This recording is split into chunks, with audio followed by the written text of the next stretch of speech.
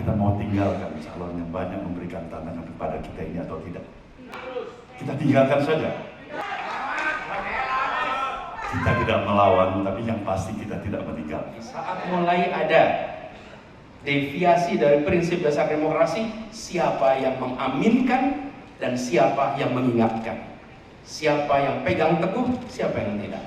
Ini, dan saya ingin garis bawahi, pemilik kekuasaan di republik ini adalah rakyat. Jadi ini tidak sedang. Partai ini sekarang menghadapi tantangan yang relatif cukup besar. Partai ini bukan lagi dianggap sebagai partai underdog, partai yang tidak diperhitungkan, tapi justru sebaliknya. Partai ini dianggap partai yang amat menentukan dan mengkhawatirkan. Apakah kita masih tetap konsisten atau tidak dengan politik tanpa mahar kita? Untuk apa kita lakukan itu? Padahal itu tidak akan ada siapapun yang akan memeriksa. Karena satu kursi dinilai X rupiah. Dan Nasdem dengan jelas menyatakan kita membebaskan ini.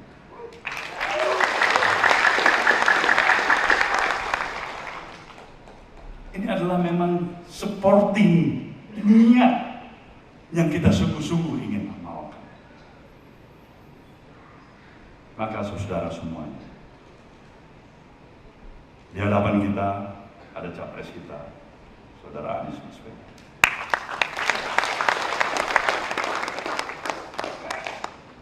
Kita telah mendeklarasikannya sebagai calon presiden.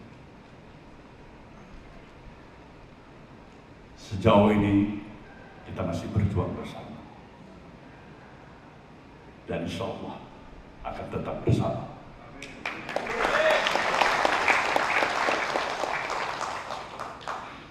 Kita berjuang karena kita memiliki keyakinan calon yang kita calonkan, calon yang terbaik dari calon yang baik-baik.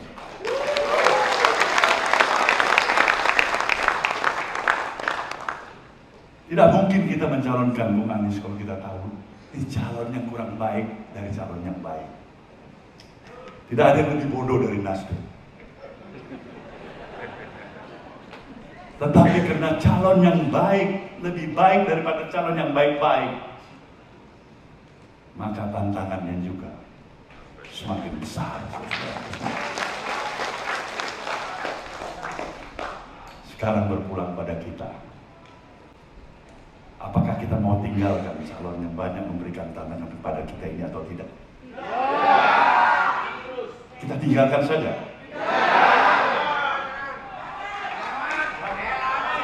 Kita tidak melawan, tapi yang pasti kita tidak meninggalkan.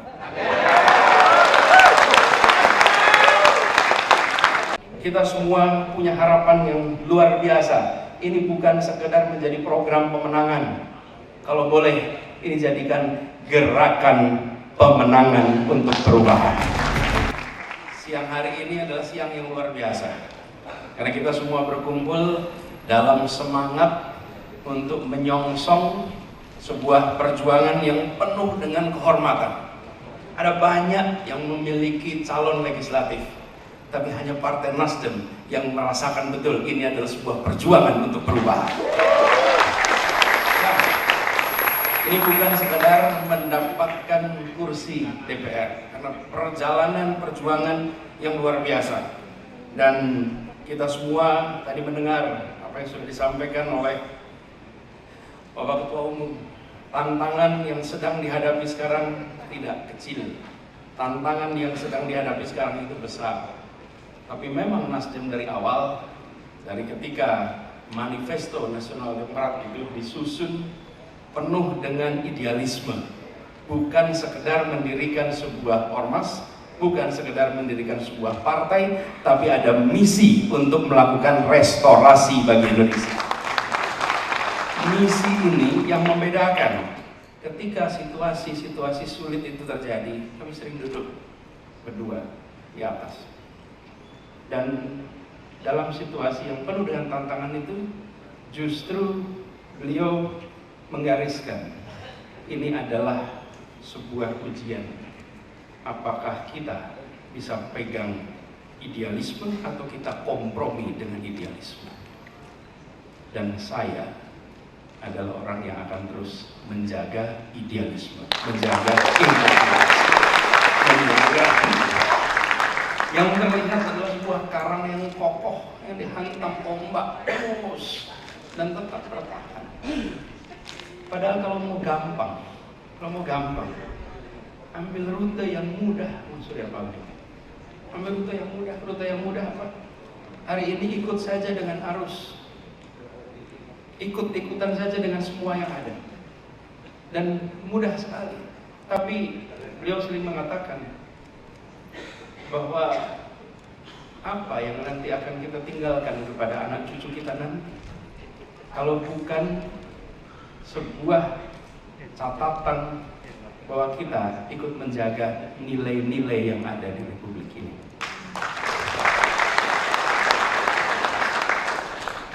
Itu yang kemudian membuat kita semua, saya rasa kita harus menyadari bahwa tantangan besar ini akan kita hadapi sama-sama. Tapi satu hal yang pasti, nahkoda yang membawa kapal besar ini adalah orang yang memegang prinsip dengan teguh. Nahkoda yang tidak gentar menyaksikan tingginya ombak, dan nahkoda yang selalu yakin bahwa di balik ombak yang besar ini, di balik angin yang besar ini, nanti ada lautan teduh yang mengantarkan kita kepada keberhasilan baru. Dan kita semua yang berada di ruangan ini mendapatkan amanat menjadi calon legislatif. Pertanyaan sederhananya, untuk apa kita memilih repot-repot seperti ini? Untuk apa kita mau menjadi calon legislatif? Untuk apa kita menyatakan bersedia untuk menjadi calon presiden? Terus sekalian, kita memilih ini, jangan lupa bahwa kita ingin Indonesia kita, rakyatnya lebih sejahtera.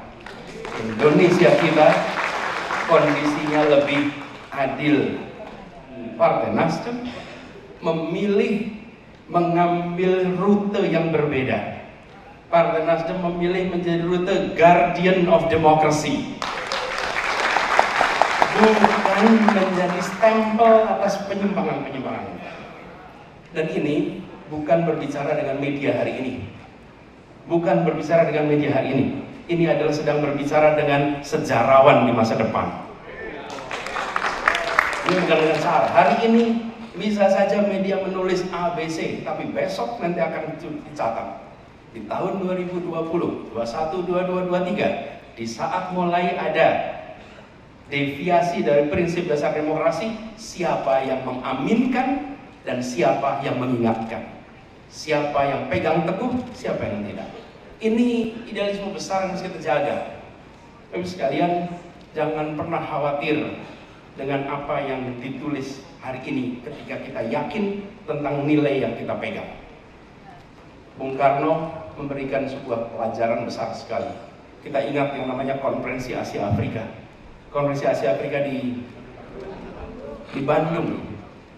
Konferensi Asia Afrika itu membuat ratusan tokoh Asia dan Afrika datang ke Bandung. Mereka datang bukan karena undangan konferensi. Mereka datang karena kagum ada sebuah bangsa bisa merdeka sendiri tanpa pemberian, dan kagum bagaimana kaum ningratnya, kaum aristokratnya membangun negara yang setara. Kok bisa di masa itu? Mereka datang. Tapi apa yang ditulis pada saat itu tentang Konferensi Asia Afrika? Itu adalah sebuah konferensi buang-buang uang. Itu adalah konferensi dansa-dansi para pemimpin. Itu adalah konferensi yang tidak berguna di saat 95% penduduk buta huruf. Buka seluruh koran-koran Indonesia hari itu isinya mengecam Konferensi Asia Afrika. Tapi semua seperti Bung Karno dan generasinya mengatakan tidak. Ini penting untuk membukakan mata dunia tentang Indonesia dan tentang spirit kemerdekaan bagi semua. Sesudah konferensi itu menular ke seluruh dunia semangat kemerdekaan itu. Dan hari ini yang dulu dicatat sebagai sebuah kegiatan foya-foya, buang-buang uang, hari ini diingat oleh seluruh Asia Afrika sebagai inspirasi untuk kemerdekaan bagi bangsa Asia Afrika Amerika. Hari ini bisa saja kita berhadapan dengan media yang mengatakan bahwa ini tidak sejalan, ini menyimpang, Nasdem berbeda, mencalonkan yang berbeda, dan lain-lain. Kita tidak usah khawatir. Kenapa? Karena kelak Tuhan nanti akan menunjukkan bahwa rute yang kita ambil adalah rute perubahan untuk kemajuan, untuk keadilan, untuk kebersamaan. Di tahun 1928, kalau kita ketemu dengan para tokoh-tokoh perjuangan lalu ditanya, Bung, kapan kita akan merdeka? Tidak ada yang bisa jawab. 28 ketemu, Bung, kita merdeka? Tidak ada yang bisa jawab. Apa ada gunanya yang Anda perjuangkan? Tidak bisa jawab, Bapak Ibu. Sampai 28 tidak bisa jawab.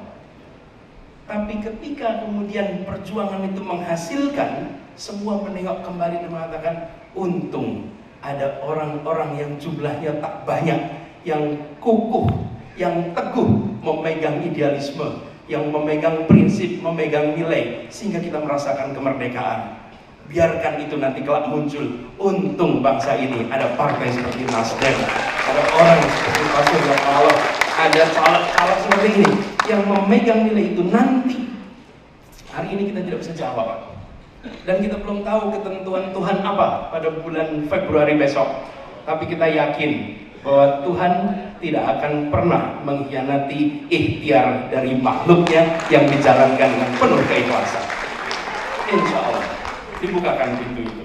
Jadi kita semua punya harapan yang luar biasa. Ini bukan sekedar menjadi program pemenangan. Kalau boleh, ini jadikan gerakan pemenangan untuk perubahan.